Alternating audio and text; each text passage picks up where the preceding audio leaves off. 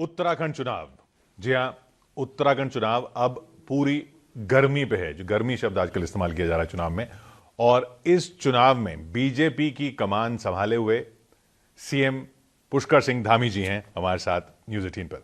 धामी जी, स्वागत है आपका। बहुत धन्यवाद आपका। नमस्कार। अभी हाथ की स्थिति कैसी है? नहीं, ठीक है। अभी प्लास्टर तो कट गया है, लेकिन अभी स्टेपने से कुछ ठीक हो जाएगा। कोई ऐसी दिक्कत नहीं है, इससे कोई काम रुका नहीं है। जब फ्रैक्चर हुआ था उसके बाद भी हमने लगातार गए थे, प्रदेश में घूमे थे। सेवा का जो काम है वो लगातार चला है, वो रुका नहीं है। और उस हाथ की वो हाथ तो काला हाथ है। उत्तराखंड की जनता ने पहले ही उसको अस्वीकार कर दिया है। यहाँ की जनता कभी स्वीकार करने वाली नहीं है, क्योंकि वो काले हाथ ने केवल कारनामे किए हैं, यहाँ कोई काम नहीं किया है। और आज भी चुनाव के समय में भी वो कारनामों की तरफ बढ़ रहे हैं, तुष्टीकरण की ओर बढ़ रहे हैं। उन्होंने जहाँ एक तरफ मोदी जी के नेतृत्व में आज केदार बाबा का पुनर्निर्माण हो रहा है, बद्रीनाथ का मास्टर प्लान बन गया है, 400 करोड़ की योजनाओं का वहाँ पर निर्माण के कार्य शुरू होने हैं, मेडिकल कॉलेज बन रहे हैं, हमारे पिथौरागढ़ में मेडिकल कॉलेज बन रहा है, अल्मोड़ा में मेडिकल कॉलेज चालू हो गया है, रुद्रपुर में मेडिकल कॉलेज चालू हो गया है। तो ये के करके ये काम हो गया। आप कह रहे हैं उनके कारनामे, वो भी गंगा आरती तो कर रहे हैं। मैं कह रहा हूँ ना कि इतने सारे काम मोदी जी कर रहे हैं, वो कोई काम नहीं कर रहे हैं। अपना मैनिफेस्टो लागू करते हैं तो वो कहते हैं कि अब हम जब सरकार में आएंगे तो एक वर्ग विशेष को खुश करने के लिए मुस्लिम यूनिवर्सिटी बनाएंगे। मैं किसी धर्म के विशेष के खिलाफ नहीं हूँ। वो जिन्होंने वो बात कही, उन्होंने कहा कि नहीं, वो तो उन्होंने अपने निजी विचार थे, फिर वापस ले लिए। नहीं, जब उन्होंने देखा कि आज उत्तराखंड की जनता ऐसी बात कभी देवभूमि में स्वीकार नहीं करेगी, और देवभूमि की जनता ने मान लिया, ठान लिया, क्योंकि उनकी पिछली सरकार भी देखी थी। पिछली सरकार में भी उन्होंने जुमे की नमाज के लिए छुट्टी करी थी। सभी के लिए छुट्टी करनी चाहिए, मैं किसी के खिलाफ नहीं, मैंने पहले ही कहा। लेकिन केवल वोटों के लिए काम करना, और वो भी एक वर्ग विशेष के वोट लेने के लिए काम करना, ये कहीं ना कहीं प्रश्न चिन्ह खड़ा करता है। ये आपसे बार बार पूछा जाता है कि आप तीसरे मुख्यमंत्री रहे इस कार्यकाल के, नाइट वॉचमैन के तौर पर आए, अब स्थिति पहले से बेहतर क्यों है? एक साल से बेहतर क्यों मान रहे हैं आप? नहीं, हमारी सरकार ने बहुत अच्छा काम किया है, और मोदी जी के नेतृत्व में लगातार इतने सारे काम हुए हैं, मैंने अभी आपको बताए हैं जी। उत्तराखंड की देवतुल्य जनता जानती है, और मैंने भी अपने कार्यकाल में उन्हीं सभी कामों को आगे बढ़ाने की कोशिश की है।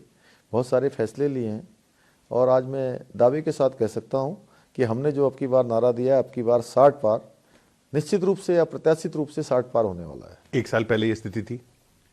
नहीं, शुरू से थी। भाजपा एक कैडर आधारित पार्टी है, और कैडर आधारित पार्टी में ठीक है, नेतृत्व तो बदलता रहता है और ड्राइवर चेंज होते रहते हैं, लेकिन गाड़ी चलती रहती है।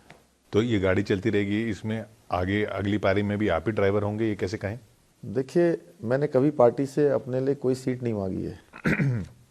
मेरी पार्टी ने जो काम मुझे दिया है, मैंने वो काम किया है। आज मोदी जी के नेतृत्व में हमारा देश हो चाहे हमारा प्रदेश हो, वो लगातार तरक्की कर रहा है। जो काम कभी नहीं हुए वो काम आज उनके नेतृत्व में हो रहे हैं। चेहरा तो आपका भी है मोदी जी के साथ पूरे चुनाव में। नहीं, पूरे चुनाव में मोदी जी ही सबसे बड़े चेहरे हैं, और देश का, उत्तराखंड का ही नहीं, उत्तराखंड तो उनका अपना राज्य है, जहाँ से मोदी जी को एक विशेष लगाव है। आज पूरे देश का कोई भी चुनाव होता है तो मोदी जी के चेहरे के बिना नहीं होता है। छोटा चुनाव भी होता है तो उसमें मोदी जी होते हैं, क्योंकि इतने काम उन्होंने कर दिए हैं कि कोई सेक्टर ऐसा बचा नहीं है जहाँ काम न हो। हरीश जी के साथ राहुल जी आ रहे हैं, वो चुनौती नहीं है? नहीं, राहुल जी का आना तो हमारे लिए बड़ा अच्छा है, शुभ रहता है। कैसे? वो अच्छी बातें बोलते हैं, वो सबको पता है। और हरीश जी? उनकी स्थिति कांग्रेस ने बड़ी खराब कर दी है, और कभी कभी मुझे लगता है कि उनकी पार्टी ने उनको एक तरह से फुटबॉल बना दिया। उनको जिस सीट से वो टिकट चाहते थे, 2 दिन तक टिकट दिया रामनगर सीट से, और 2 दिन बाद उन्हीं का टिकट बदल दिया जो सबके टिकट तय कर रहे थे। तो स्वयं अंदाजा लगा सकते होंगे कि वो अपनी फेसबुक पर लिख रहे थे कि मैं किसी भी कीमत पर रामनगर छोड़ के नहीं जाऊंगा, और उसके कुछ ही घंटों बाद उनको जो है वहां से लाल कुआं भेज दिया गया। तो लाल कुआं बेहतर है सीट उनके लिए, या आपके लिए मुश्किल है लाल कुआं में अब?